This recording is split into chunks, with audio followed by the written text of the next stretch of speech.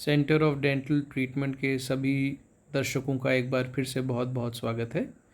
दोस्तों, पिछले वीडियो में हमने आपको ये दिखाया था कि बेज़ल इम्प्लांट्स कैसे किए जाते हैं और आज हम 3 दिन के बाद पेशेंट को दांत देने वाले हैं। ये इम्प्रेशंस हमने तभी ले लिए थे और जो दांत हमने पेशेंट के लिए सेलेक्ट करे हुए हैं वो मोनोलिथिक ज़रकोनिया है। ये मेटल फ्री क्राउन्स होते हैं, जैसा कि आप देख सकते हैं कि इसके अंदर कोई मेटल नहीं है और ये पूरी तरीके से कैड कैम के द्वारा डिज़ाइन किया जाता है।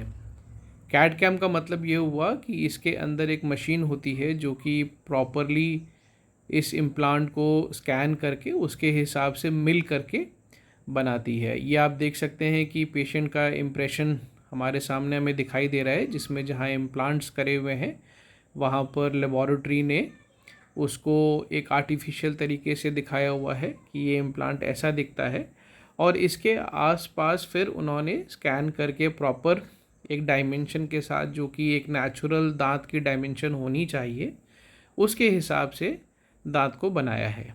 एक बार जब ये दांत हम पेशेंट के मुंह में लगाते हैं तो सबसे पहले पेशेंट का ट्रायल करना ज़रूरी है, क्योंकि कोई भी क्राउन जब बन के आता है प्रोस्थेटिकली तो ज़रूरी नहीं है कि जैसा कि हमें कास्ट पे दिखता है वैसा ही पेशेंट के मुंह में आए। इसीलिए ट्रायल की एक इम्पॉर्टेंस जो है वो बहुत ज़रूरी होती है। एक बार लगाने के बाद हमें देखना होता है कि मार्जिन्स प्रॉपर आ रहे हैं या नहीं आ रहे हैं, और वही चीज़ आप यहाँ पेशेंट के ऊपर भी देख पा रहे हैं कि क्राउन लगाने के बाद पहले तो जो राइट साइड का क्राउन है उसको पहले ट्रायल किया जा रहा है, पेशेंट का फीडबैक लिया जा रहा है कि उन्हें कोई क्राउन लगाने से दिक्कत परेशानी है या नहीं। और एक बार जब क्राउन का ट्रायल करते हैं तो फिर ये जो आप देख रहे हैं ये आर्टिकुलेटिंग पेपर होता है, जिसके द्वारा ये चेक किया जाता है कि जो दांत अभी बनकर आया है वो प्रॉपर सेटिंग के साथ बैठ रहा है या नहीं बैठ रहा है। जैसा कि मैंने आपको भी बताया कि लेबॉरेटरी में जो चीज़ सही बन रही है वो ज़रूरी नहीं है कि पेशेंट के मुंह में हूबहू आए। तो कई बार एडजस्टमेंट्स करनी पड़ती हैं, कई बार उसको आगे पीछे करना पड़ता है ताकि जो सेटिंग आ रही है वो पेशेंट के मुंह में प्रॉपरली बैठ जाए और पेशेंट को आने वाले समय में कभी दिक्कत ना हो। ये बहुत इम्पॉर्टेंट स्टेप इसलिए भी है क्योंकि सारा जो फोर्स बनेगा वो उस दांत के ऊपर बनेगा और इम्प्लांट क्राउन्स जो होते हैं उसमें जो फोर्स बनती है वो सबसे लास्ट में आनी चाहिए। ये पहले नेचुरल दांत के ऊपर फोर्स आनी चाहिए, उसके बाद इम्प्लांट क्राउन के ऊपर फोर्स आनी चाहिए। और हमेशा जब भी आप क्राउन को पेशेंट के मुंह में टेस्ट करें तो पेशेंट का फीडबैक लेना बहुत ज़रूरी है, ना केवल रंग के हिसाब से बल्कि उनको कैसे च्यू करना है। जैसे भी आपने देखा डॉक्टर साहब पेशेंट को बता रहे थे कि गोल गोल तरीके से अपने दांत चलाइए आगे पीछे दाएं बाएं, ताकि जो मूवमेंट्स हैं वो सारे प्रॉपरली कैप्चर हो जाएं और कहीं पर भी अगर पेशेंट का क्राउन जो है वो ऊंचा या नीचा हो तो उसको साथ के साथ हम एडजस्ट कर पाएँ।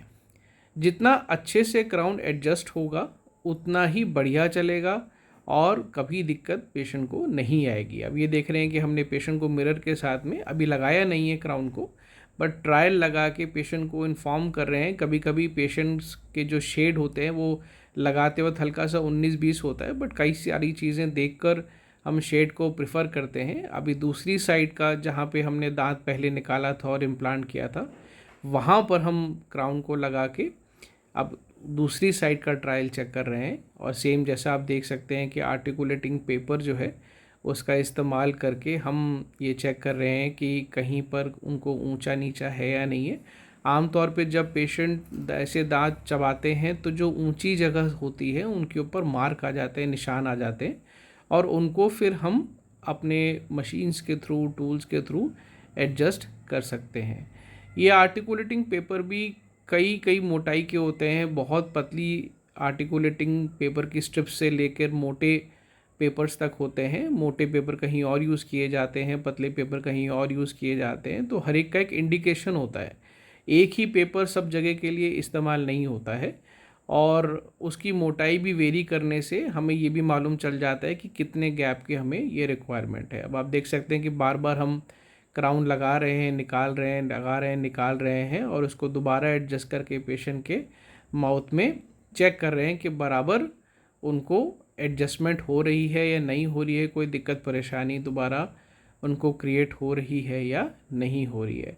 तो ये सारे स्टेप्स जो होते हैं ये बहुत ही क्रूशियल होते हैं, और क्योंकि ये बेज़ल इम्प्लांट के द्वारा क्राउन बनाए गए हैं तो हम बहुत जल्दी इस स्टेप तक पहुंच गए हैं। अदरवाइज़ कन्वेंशनल इम्प्लांट्स के साथ इसी स्टेप को पहुंचने में तकरीबन 6 से 8 महीने का टाइम लग जाता है। लेकिन ये भी बात आपको बताना बहुत ज़रूरी है कि हर केस इतनी आसानी से नहीं हो सकता। केस की प्रॉपर अंडरस्टैंडिंग, प्लानिंग और उसके बाद उनके लिए क्या सबसे अच्छा रहेगा इसका डिस्कशन करके जो है तभी हम कौन सा इम्प्लांट डलेगा और उसकी सर्जरी को हम कैसे फॉलो अप करेंगे ये पहले ही लिख लेना सही रहता है, तभी आप उस काम को अच्छे से कर पाएंगे। अब जब सारा कुछ हम देख चुके हैं कि क्राउन वगैरह सब इनको प्रॉपरली बैठ गए हैं, तो यहाँ पर अभी सीमेंट को मिक्स किया जा रहा है जिससे कि इन क्राउन्स को पेशेंट के मुंह में फिक्स किया जाएगा। पहले सारा कुछ हम देख चुके हैं, जब कोई दिक्कत परेशानी नहीं है तब अब हम जो है इन क्राउन्स के अंदर सीमेंट डाल के इनको इम्प्लांट के ऊपर फिक्स कर देंगे। और आज पेशेंट को एहतियात देंगे कि आज थोड़ा सा आप अवॉइड करिएगा हैवी चीज़ खाना, और क्योंकि जो सीमेंट होता है वो अप्रॉक्सीमेटली 1 दिन का टाइम लेता है प्रॉपरली क्योर होने के लिए। आमतौर पे आप क्लिनिक्स में सुनते होंगे कि 1 घंटे तक कुछ खाना पीना नहीं है, वो इसलिए क्योंकि वो एक प्राइमरी सेटिंग टाइम होता है। बट फाइनल सेटिंग टाइम जो होता है वो तकरीबन 24 आवर्स का होता है, जिसमें कि सीमेंट पूरी तरीके से क्योर हो जाता है और उसके बाद फिर दिक्कत नहीं रहती है। तो ये जो फर्स्ट डे जो होता है, जिस भी दिन आप क्राउन लगाते हैं उस दिन हम अक्सर पेशेंट को बोलते हैं कि आज इस साइड से नहीं खाना है आपको, क्योंकि अगर वो उस साइड को फंक्शन में ले आएंगे तो क्राउन कहीं ना कहीं डिसलॉज ना हो जाए। तो 1 दिन का पूरा हम पेशेंट को एडवाइस करते हैं कि आज आप इस साइड से मत खाइए, कल या परसों से आप खा सकते हैं। तो एक बार जैसे आप देख सकते हैं कि अभी वो दांत लगा दिया गया है, और जो एक्सेस जो सीमेंट होता है जो आप क्राउन लगाने से थोड़ा सा एक्स्ट्रा अमाउंट निकलता है उसको फ्लैश कहते हैं। और जब एक्सेस निकलता है तो उसका मतलब ये है कि सब जगह सीमेंट प्रॉपरली लग चुका है, तभी वो बाहर आया है। तो उस फ्लैश को निकाल देते हैं ताकि मसूड़ों में कोई ऐसी इरिटेशन ना हो। वही काम अभी यहाँ किया जा रहा है, और proper finger pressure, digit pressure लगा के उस क्राउन को अपनी पोजीशन में होल्ड किया जा रहा है। एक बार फिक्स होने के बाद दोबारा भी आर्टिकुलेटिंग पेपर लगा के चेक कर लेने में कोई बुराई नहीं होती है कि हमने जो सेटिंग अचीव करी है उसमें कोई दिक्कत परेशानी या क्राउन लगने के बाद तो कहीं कोई प्रॉब्लम नहीं हो गई है। तो एक फ़ाइनल चेक कर लेते हैं, और फाइनल चेक करने के बाद जब सारी चीज़ें ठीक होती हैं तभी फिर हम पेशेंट को चेयर से उठाते हैं। ये दूसरी साइड का भी क्राउन लगाया जा रहा है, और अगेन इसको लगाने के बाद जैसा आपने सारे स्टेप्स अभी पहले देखे थे वो सारे स्टेप्स दोबारा इसमें फॉलो किए जाते हैं। और उसके बाद ही हम ठीक तरीके से, जब सारे क्राउन सेटिस्फैक्शन हमें मिल जाता है कि हाँ दोनों क्राउन्स हमारे ठीक तरीके से लगे हैं, तभी हम पेशेंट को एडवाइस करते हैं कि अब आप चेयर से उठ सकते हैं। इसके साथ काफ़ी डूज़ एंड डोंट्स भी होते हैं कि क्या खाना है क्या नहीं खाना है, वो सब भी पेशेंट को बताना बहुत ज़रूरी होता है।